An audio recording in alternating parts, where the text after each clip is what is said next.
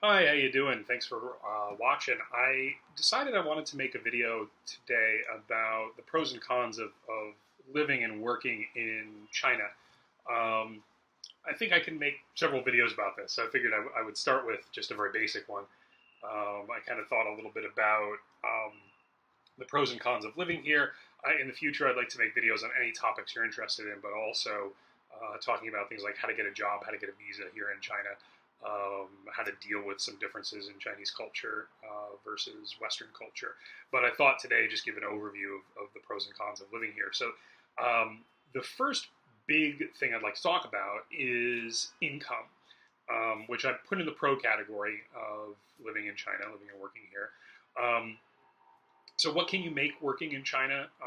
Well, let's make a couple of assumptions first that may disqualify some viewers from the conversation, although almost any foreigner can find something to do in China.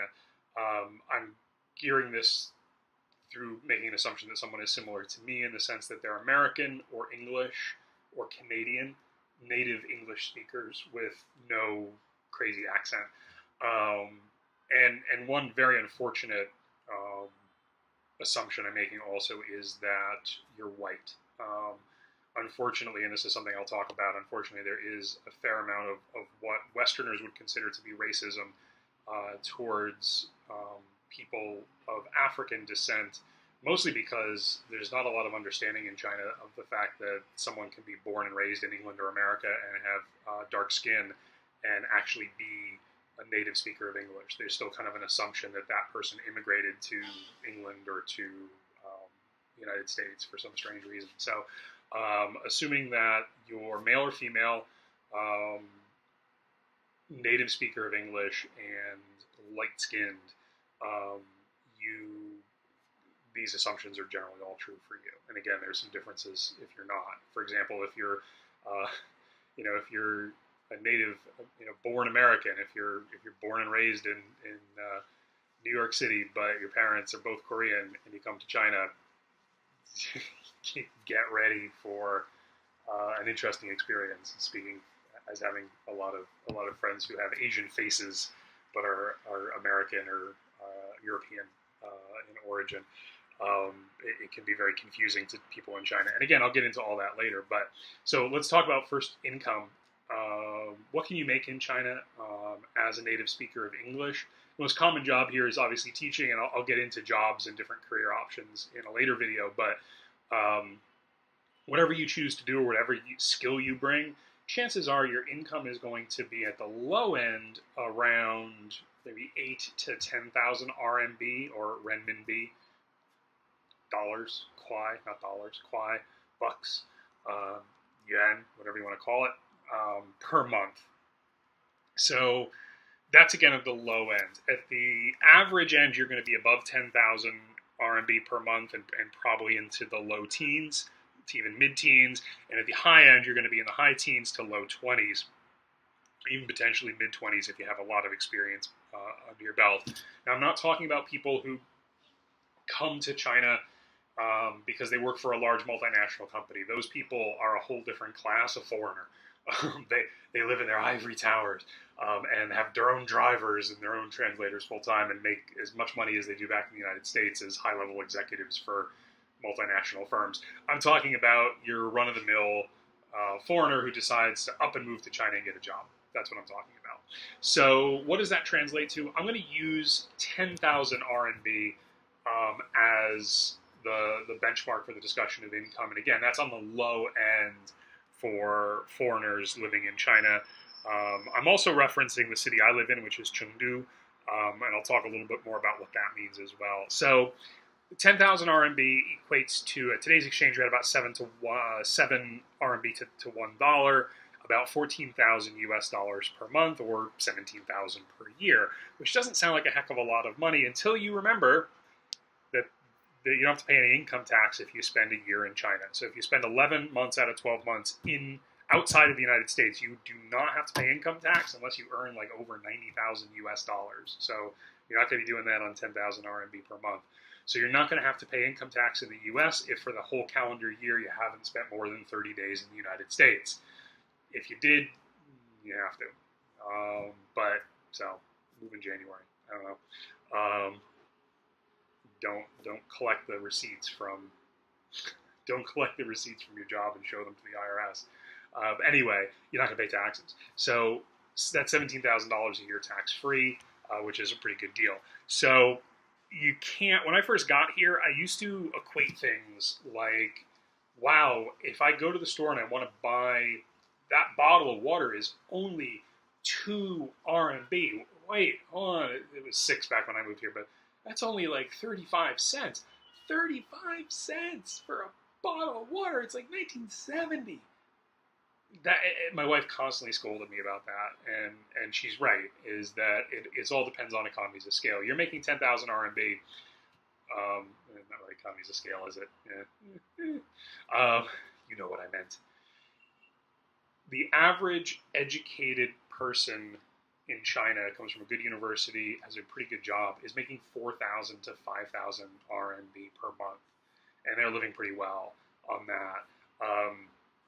The people in companies that are high-level executives, top of their career, are making what 15 to 20,000 per month, and that would be a lot of money. So, even at 10,000, which is the low end of the pay scale for native English speakers in China, really low end of that, you're still making twice that of the average professional in China. So again, that makes a big difference. What does stuff cost in China? What does stuff cost in Chengdu? Rent. I live in a really nice apartment that my wife owns. But rent in my complex, and again, my complex is a gated community, very, very good security, beautiful apartments, good Wi-Fi, modern, all mod cons, and rent in this complex is around 3,500 RMB a month. That's really expensive. You could find a one-bedroom or studio apartment here in Chengdu if you want to live by yourself for 1,500 RMB to 2,000 to 2,500 if you want to live in a really nice neighborhood. Spend a little more, like my place is 2-bedroom, spend 3,500 for a 2-bedroom place in a nice neighborhood and find a roommate, and you're still talking under 2,000 RMB. Now, there's a lot of startup expenses with getting an apartment in China, and I'll talk about that at a later time when I'm giving you some more practical advice for moving here. But your monthly expense for rent is going to be, probably around 2,000 here. Now, if you decide to take a job in a tier 1 city in China like Beijing, Shanghai, Guangzhou, forget what I just said. Rent is going to be significantly more, but your income is also going to be significantly more. Your housing allowance for your job also. Oh, housing allowance. That's right. Most jobs in China, especially jobs that invite you to come here, are going to give you a housing allowance. It allows them to dodge taxes a little bit. And so part of your income will be a housing allowance. So if you were earning 10,000 RMB per month, 2,000 of that might be a cash housing allowance, or they may say, here, we have a furnished apartment for you if you want. And again, I'll talk more about the details of how to know if that's a good deal or not later. But even, living expenses are going to be significantly reduced. If you're making 10,000 RMB, chances are you're getting an apartment with that as well. But if not, 2,000 RMB gets you a nice place. So that's your housing. You want to go out and have lunch on the street, have a good filling lunch. A bowl of noodles or a rice dish is going to cost you between 6 and 15 RMB. You want to grab breakfast on the street, it's going to cost you 5 RMB. You want to go out to a restaurant and have dinner, again, assuming Chinese food, Chinese ingredients. Here in Chengdu, it's going to run you 20 to 30 to maybe 40 kwai. KFC is going to run you 35 RMB. That's the top end of the food chain. You want to go get a beer if you can deal with locally made Budweiser or ice beer or Harbin. I'm a big beer guy, so you're like light lager, which is good on a hot day. That's going to cost you 5 to 7 RMB for that. I mentioned the water is going to be 2 kwai. Gatorade's going to be 5. Still less than $1. Ooh, but don't think like that. Don't think like that. Just think of your salary, your 10,000 or 15,000 RMB salary, and it's 2 kwai. You want to go to a tea house here in Chengdu and enjoy a bottomless glass of tea for 5 hours while you just sit and read a book. or watch videos on your phone. That's going to run you between 10 and 20 RMB, maybe 30 RMB at a nice tea house. You want to grab a taxi once you have enough Chinese to explain where you want to go, or you like to point at your phone and go, there, go. That's going to cost you between 40 and 50 RMB to get across town in Chengdu. It might cost you a little more in Shanghai or Beijing if you're going like across that city, because it's a lot bigger. If you can learn enough Chinese to use a Didi, which you can, if I can do it, you can do it. Didi is the Chinese version of Uber, since Uber no longer works in China if you have the American app, and Didi bought Uber anyway in China, so it's all Didi anyway. If you use Didi, it costs probably about half what a taxi costs these days, and the taxi drivers, want to slash the Didi drivers' tires and all that stuff, but who cares? It's economics, it's capitalism, man. Subway ride, cheaper transportation. Here in Chengdu, the most you could probably spend on the subway is about 5 RMB, usually about 3. A little more in Shanghai or Beijing, but not much. You want to take a bus, it's 2 kuai, 2 RMB. Kuai means bucks in Chinese, so it's about 2 bucks. You want to go for a foot massage, which includes like a shoulder and back massage and a cup of tea and television and 2 hours of being pampered. You're talking about 120 to 150 RMB at most places here in Chengdu for that. You want to get a data plan for your phone. I don't know what that costs, to be honest. I pay way too much. 200 RMB a month maybe will get you like all the data you need, so you can watch movies, stream movies on the street if you want to. Whenever you want to do that. A gym membership, you usually pay by the year, but it breaks out to about 150 kuai per month. Again, not a lot of money per month. So last year I decided to find out how much money I was spending per month. And to my wife's horror, living the way I like to live, I was spending lavishly. It's a big playboy here, just throwing money all over the place. And I tracked it in some finance software, and I said, okay, John, whenever you're thinking about buying something, just go, yes, I'm buying this, yes! And I bought it, whatever I wanted. The foot massage, the latte, the pizza, the expensive taxi ride, the more expensive imported beer. I spent 5,000 RMB per month. That was what I was spending. Now again, at the base level of income, well, you're living paycheck to paycheck at that. But at anything higher than that, you've got money to sock away and to pay bills, other bills that you might have outside. One of the nice things about living here is that all the little kind of annoying expenses that you run into in the United States, at least that I run into in the United States every day, every month, just don't exist. And so, your monthly expenses are pretty controllable here. So that's the first big pro, and that took me like 10 minutes to talk about.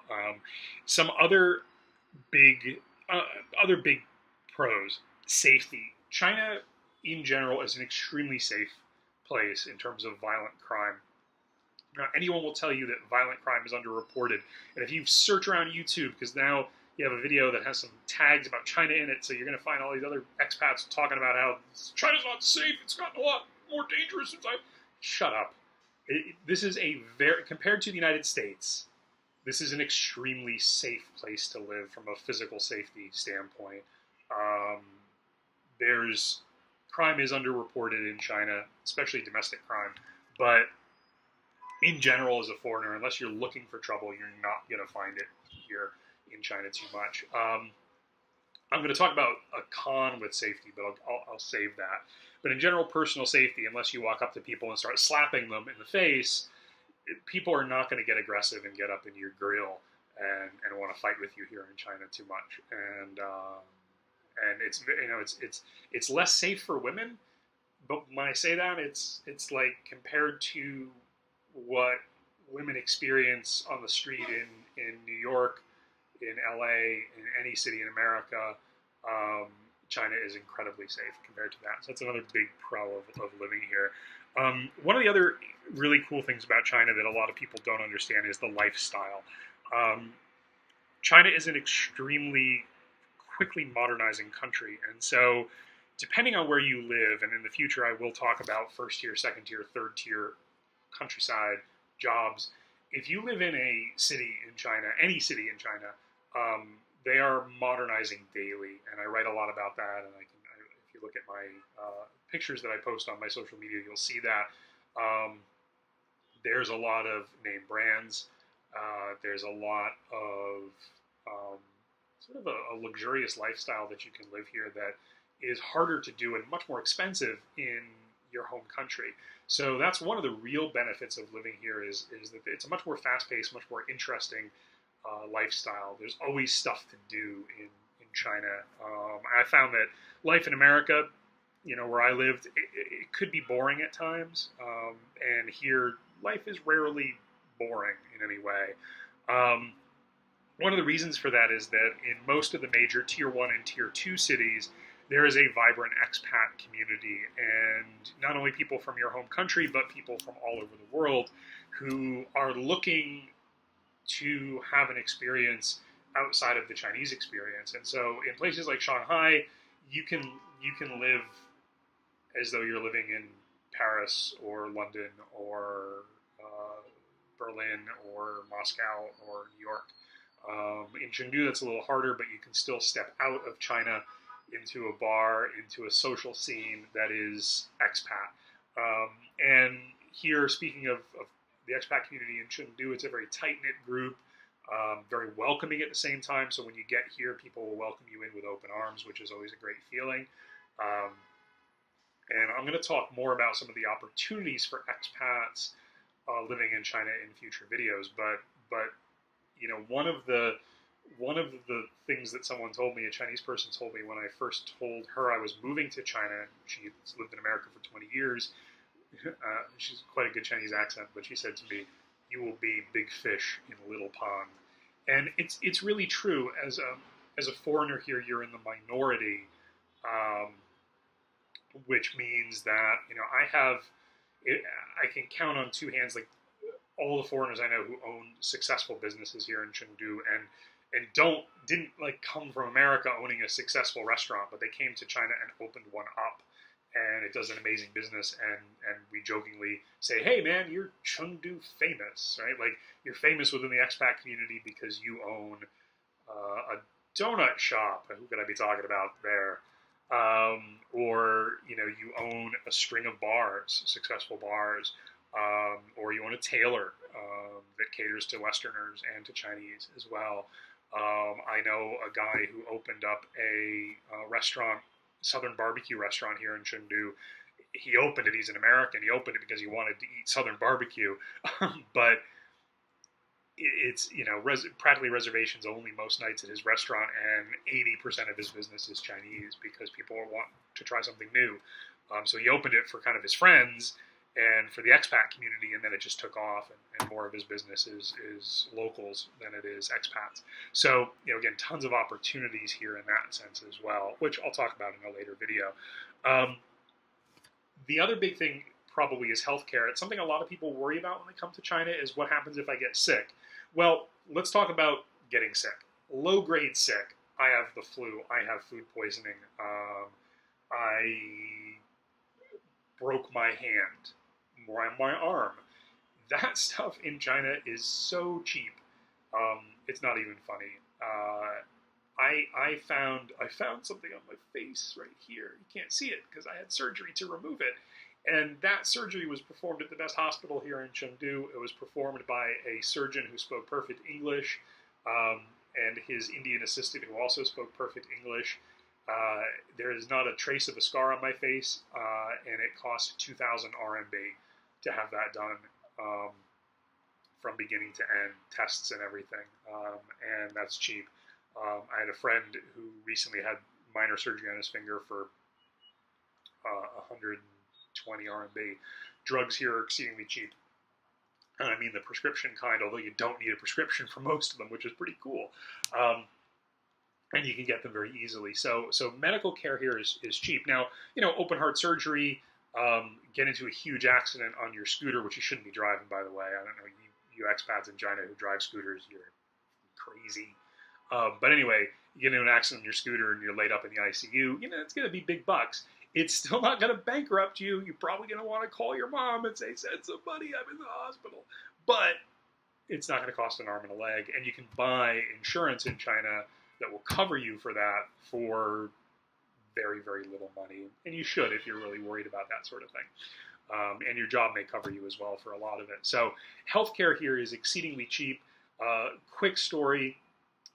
My wife had some pain in her back. My wife's from Chengdu. She's a native of the city. And we went to an orthopedic hospital. She got looked at by a doctor. She came out and she said, "Oh, so expensive. They want me to have an x-ray." And I said, "Oh, how much?" And she said, 600 RMB for an x-ray. I thought to myself, x-ray, okay, that's about $100, a little less than $100. That's still, so that's about comparable to what an x-ray costs in the United States. Well, my wife's English is not amazing, so we walk downstairs to this part of the hospital where she's going to have the x-ray. The door opens. It's a freaking MRI machine, brand new. I'm like, that's not an x-ray machine. That's an MRI. What's an MRI cost in America? The cheapest I could find one for was $7,000. It cost her $100 less, right? Again, a lot of money by Chinese standards in her mind, but the reality is for someone, you need an MRI, it's not going to cost you an arm and a leg, and you can have it done very easily. Okay, so now moving on to the cons. Here are the cons of living in China. I'm going to be honest with you. Get ready. These are rough. Number one, 你不能说中文，你可以听得懂吗？我不觉得。Yeah, you don't speak Chinese, so you know what I just said. Maybe you do. Maybe you speak enough Chinese to know. I don't speak Chinese either, and I'll talk more about how much Chinese you need to know to move to China. But the reality is, nobody speaks English here. You know, that's what I tell everybody. And that is sort of true. Like, there's not a lot of people speaking English in China, especially in second-tier cities. And so that is a con coming here, is that you don't speak Chinese. And here's the other catch, is that China is not like England, Canada, or the United States. Maybe it's like Canada, some parts of Canada, in the sense that the people here don't really know what to do with a foreigner. And not do with a foreigner. They don't know what to do with someone who doesn't speak Chinese. That doesn't, like, it goes in here and just bounces off, because they live in a country where everybody speaks the national language, and they're not used to people speaking with funny accents. They're not used to people not being able to express themselves, and so they don't really know how to deal with that, which can make living here a little frustrating until you speak enough Chinese to get through your day. The good news is that you've probably heard Chinese is a really, really hard language to learn, and shit, yes, it is a hard language to learn. I look at stuff in Chinese and I'm like, does this say that? And my Chinese teacher goes, yeah, it does, really good job. I'm like, that doesn't even freaking translate. She's like, no, it doesn't, because English and Chinese are very different languages. But it's really cool. The good news is that survival Chinese is very easy to pick up. Speaking enough Chinese to be understood, even if you're not speaking politely or correctly in every situation, you can learn it. So it's a con for sure, but you can overcome that con. The second big one is you don't understand Chinese culture, and Chinese culture is radically different. I came here after teaching East Asian cultures. I thought I was ready for it. There are days, and here in Chengdu, and I'm sure in other parts of China, we call them China days. I'm having a China day, where people who you love, care about, know very well, act in ways that are just totally contrary to what you believe is normal.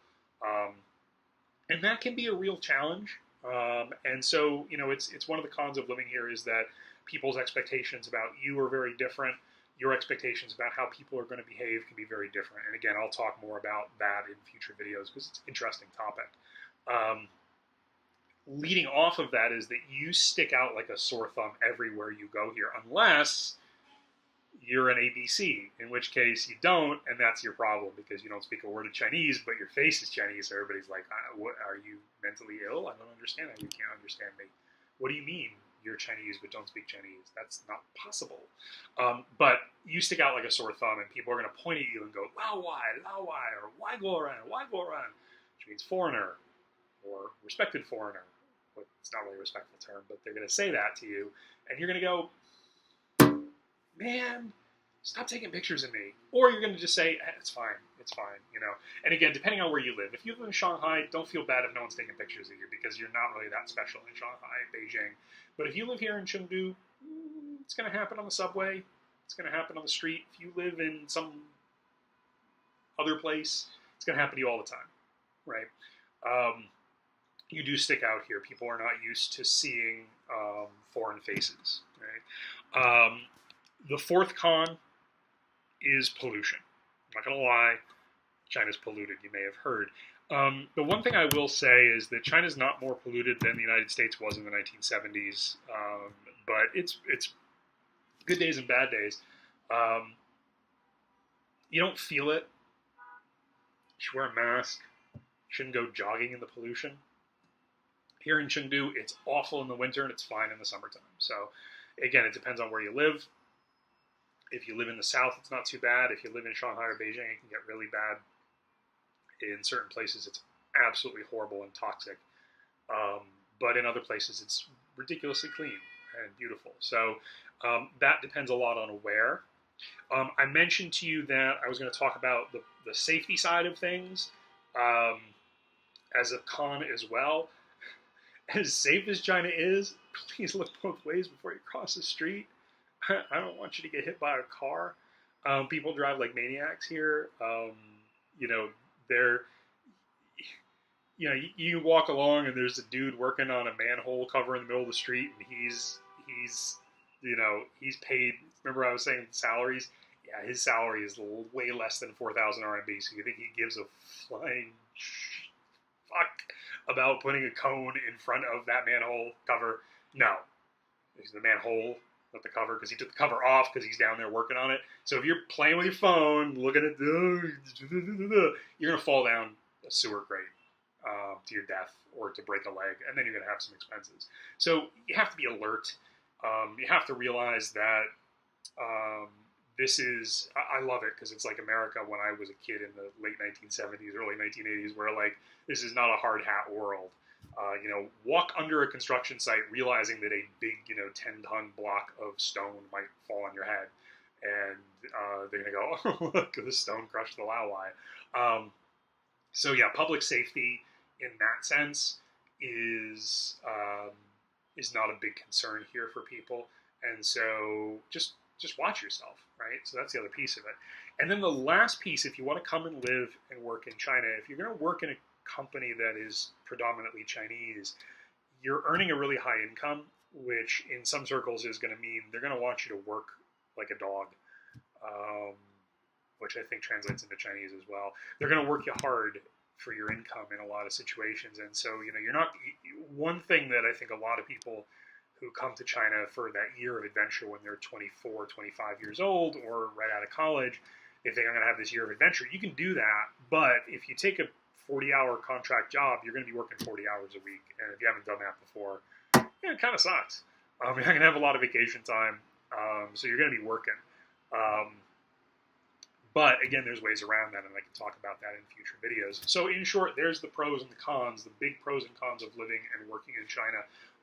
What I think I want to do is to create some videos, show you sort of what my life looks like here sometimes, which I don't do as much. I've been here 3 years, and China's become home to me, so it's a normal place now. When I walk on the street and I see what you would think is like insane, I'm like, that's just my day, There's a dude walking down the street with a duck in a plastic bag, and he's getting on the bus. Not a dead duck, not like a hanging duck, because that's pretty normal, but actually a living duck in a bag, just chilling, right? I see that, and I just barely notice that anymore. But you might think that's pretty cool. So I'll try to make videos and stuff like that, but also try to give some real practical advice for like, okay, I want to come and get a teaching job in China. What 1, 2, 3, 4, 5, 6? What are the 6 things I need to do that? I want to open a business in China. How can I do that? How can I live? How can I make enough money to support my my partying lifestyle in Shanghai? Because I just want to party and have a good time, but I need to pay for that. So how can I do that? I can probably make videos explaining all that stuff to you as well. So anyway, thanks for watching, and keep looking back at this space for more videos. And check out my other videos too. I have some videos that I filmed in China, and I'll link those here at the end. Some fancy YouTube way of doing that, I think. So anyway, 再见.